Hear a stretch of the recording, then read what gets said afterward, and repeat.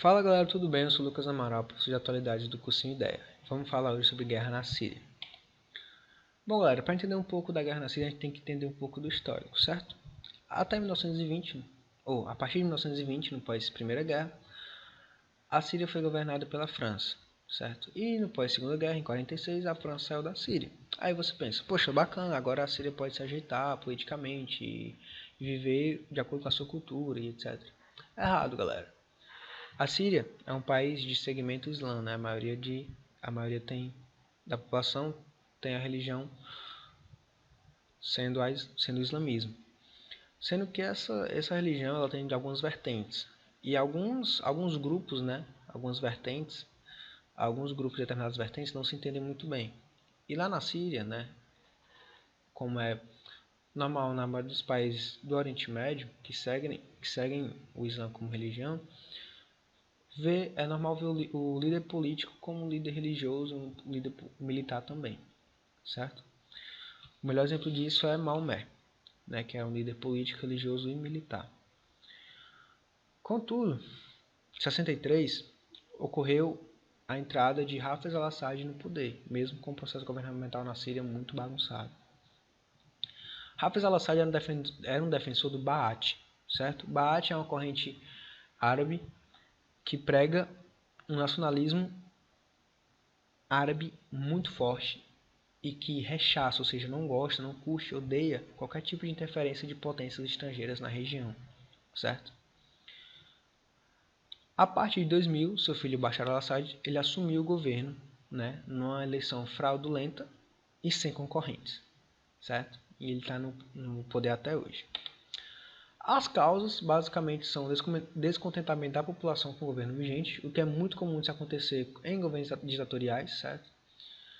Em 2011, né, teve a Primavera Árabe, que foi de fato o estopim para os confrontos. Isso porque vários países do Oriente Médio desabrocharam. Né? Essa Primavera Árabe ela faz uma menção, né, uma analogia com desabrochar de um povo. Né? Países como Egito, Tunísia e Iêmen conseguiram, né, depor seus ditadores. Então a Primavera Árabe faz essa analogia. E como todo bom ditador, né, Bashar al-Assad ele reprimiu as manifestações, principalmente por temer ser deposto e morto, certo? E junto disso, né, alguns países, né, alguns grupos fomentaram essa guerra, né, até corroboraram com ela, como o caso dos Estados Unidos e a Rússia. Os Estados Unidos, como sempre, em busca das reservas de petróleo, né, do Oriente Médio, e a Rússia defendendo, por uma questão ideológica e também econômica, o governo sírio. Além dos interesses de países externos, como os Estados Unidos e a Rússia, né, por uma questão de alinhamento político e econômico, visto que o Oriente Médio é muito rico em combustíveis fósseis, né, principalmente o petróleo. Tem a questão também do Estado Islâmico, que está se aproveitando do conflito e do confronto para poder conquistar território e outros recursos para conseguir mais poderio, tanto econômico, político e militar, para combater as potências do Ocidente, né? Além disso, também tem a questão dos curdos, que estão lutando praticamente sozinhos no norte do país. Isso porque, apesar de serem um grupo com bastante número de pessoas, são mais de 10 milhões de curdos, mais de 20 milhões, se eu não me engano, eles ainda não conseguiram uma pátria para chamar somente sua, né? Uma nação de fato reconhecida internacionalmente. Então, basicamente, a guerra na Síria ela mostra o quanto um governo ditatorial ele consegue ser cruel com relação à população que apenas quer liberdade, né? E com isso, com essas causas, com essa história, a gente tem algumas consequências que são diversas, mas as mais pontuais e mais importantes são essas aí, que já esses números já são um pouco mais antigos, né? Mas em 2020 deve ter mais de meio milhão de pessoas mortas no conflito, 1,5 milhão de pessoas feridas, obviamente, 7 milhões de refugiados, sendo a Turquia com o principal destino, ou seja, a gente tem 3,7 milhões de refugiados só na Turquia. Um baque econômico e social para o país muito grande. Na Líbia, 1,5 milhão de refugiados, sendo que só esses 1,5 milhão correspondem a um quarto da população da Líbia, né, que também passou pelo processo da Primavera Árabe. Uma produção de petróleo caiu abruptamente, né, ou seja, a economia da Síria deve estar provavelmente um lixo, né, a gente teve uma queda de mais 376 mil barris de petróleo, 77 por aí, e 70% da população não tem acesso à água potável. Ou seja, mais ou menos dos 17 milhões e meio de sírios, uns 13 milhões, uns 11 milhões, 12 milhões por aí, não tem acesso à água potável.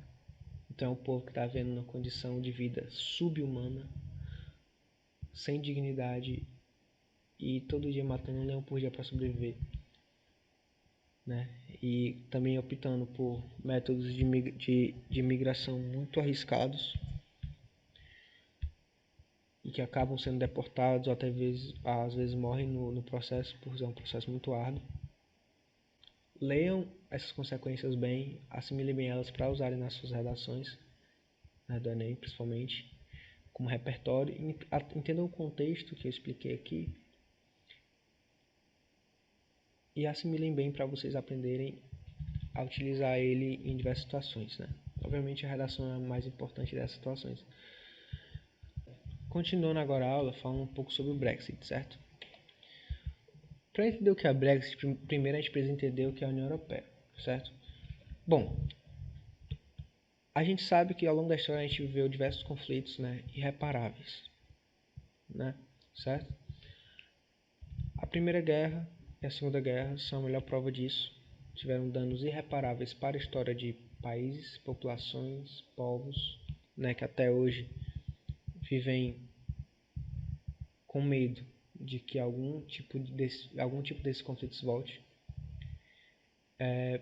Sendo que a União Europeia ela foi criada, né, de fato no pós-Segunda Guerra, e basicamente ela é um grupo econômico e político feito entre países europeus, por isso que o nome é União Europeia. Sendo que esses países europeus, eles tinham e ainda têm, né, o intuito é de manter a paz por meio da integração, tanto econômica, quanto política, como social também. Mas o que é o Brexit? Gente, o Brexit é a saída do Reino Unido da União Europeia.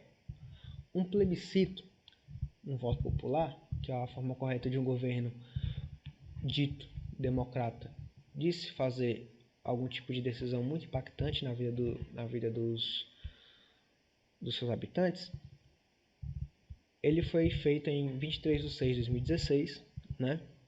Que era com a seguinte pergunta: o Reino Unido fica ou não fica na União Europeia? Bom, o Reino Unido não vai ficar. Como assim não vai ficar? Os habitantes votaram para o Reino Unido sair da União Europeia, certo? Isso porque o Reino Unido não apoia muito bem a política de refugiados. A gente sabe que a Europa vive uma crise migratória bastante complicada, né? Principalmente por conta dos conflitos no Oriente Médio. O Reino Unido também alega que a União Europeia ela cria uma situação de justiça entre os países. Isso porque ocorre, né, uma certa...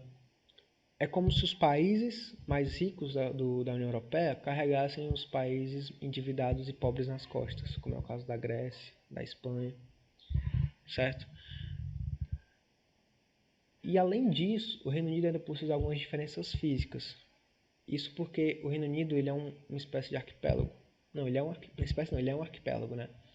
Enquanto que a Europa é toda mais juntinha, né? A gente pode perceber que o Reino Unido é um arquipélago quando a gente fala que o poderio militar naval da Inglaterra no século XVIII, por exemplo, era extremamente temido, né? Por ser uma ilha, tinha um poderio militar muito forte, né? Era uma das suas características mais fortes, militarmente falando. Então, juntando todas essas causas, né, principalmente a questão da política de refugiados, essa questão da crise migratória, o Brexit é colocado em xeque pelo governo e pela população. Foi aprovado, né? Contudo, as consequências desse Brexit elas ainda não são concretas. Isso porque o Brexit, na verdade, não é só a saída do Reino Unido, é o processo de saída. Obviamente é um acordo comercial, político, social bastante antigo e com muito peso na vida de milhares de europeus. Então o Brexit é um processo de saída, né? Porque esse tipo de processo ele não pode ser feito de forma abrupta. Então o Brexit de fato vai ser consolidado no fim desse ano 2020, mas já tem algumas projeções, né? Por isso não tem consequências concretas, porque de fato não ocorreu a saída, mas o processo de saída está em xeque e já fizeram algumas projeções, né? As projeções mais fortes são a de que a economia vai ter impactos negativos para o Reino Unido. Isso porque ele vai perder prioridade no livre comércio, provavelmente, né? Visto que os países que continuarem no bloco do Reino Unido ou da União Europeia, ele vai continuar com essa prioridade de comércio entre os países, enquanto que o Reino Unido vai perder, certo? Já na política de imigração, o Reino Unido vai regular mais fortemente a entrada de imigrantes, né? Isso é um fato, visto que é uma das causas dessa saída do Reino Unido da União Europeia, certo? Então, galera, qual é a relação do Brexit com a guerra na Síria? Gente, tem um filme bastante interessante chamado Efeito Pigmalião, que ele mostra a vida de diversos imigrantes, certo? Em alguns países europeus, se eu não me engano, na França. E ele mostra imigrantes na periferia. Então, você percebe de fato uma crise migratória, né? No Brasil, por exemplo, a gente vê uma crise de êxodo rural, né? A gente teve uma urbanização anômala e totalmente desorganizada, com uma infraestrutura que não atendia toda a população, e a gente teve a criação, por exemplo, das periferias. Na Europa aconteceu a mesma coisa, certo? A crise migratória, ela tem como um dos efeitos o aumento da violência nos países que comportam os migrantes, não por uma questão de maldade dos migrantes, mas por uma questão de sobrevivência. Então, de fato, essa crise migratória tem aspectos realmente negativos, mas é uma questão de humanidade, né? Mas cada país pesa o que acha mais correto e o que não acha. Então, as projeções de consequências, né, para o Reino Unido são essas. As causas, como a gente viu anteriormente, elas são explicáveis, não levaram tanto em consideração a questão humanitária, né, dos refugiados, apesar de porque provavelmente vai regular mais fortemente nas consequências a entrada dos imigrantes. E é isso, né? A gente chegou ao final dessa aula. Espero que tenha sido um aprendizado bacana. Sempre é muito bom compartilhar conhecimento com vocês. Então entenda a relação entre a guerra na Síria e o Brexit. É importante entender o porquê da guerra na Síria e o porquê do Brexit e fazer uma conexão entre eles. Qual é a conexão? Da migração, certo? Os países do Reino Unido, a Europa como um todo, está comportando muitos imigrantes, certo? Os que conseguem migrar e ainda chegam nas periferias são sortudos, porque muitos morrem no caminho, porque são processos extremamente complicados, visto que tem que quebrar algumas barreiras de fiscalização, etc. Então, assista um filme chamado Efeito Pigmalião, é interessante, espero que vocês gostem. Estudem, né? Obrigado pela atenção, estudem bastante e tentem fazer links quando forem estudar os assuntos, certo? Não estudem tudo de uma maneira linear, estudem as coisas de uma maneira dinâmica, certo? Vai ser um prazer estar com vocês novamente. Até a próxima, galera. Bons estudos. Não percam foco. Vocês podem, vocês são capazes. Valeu!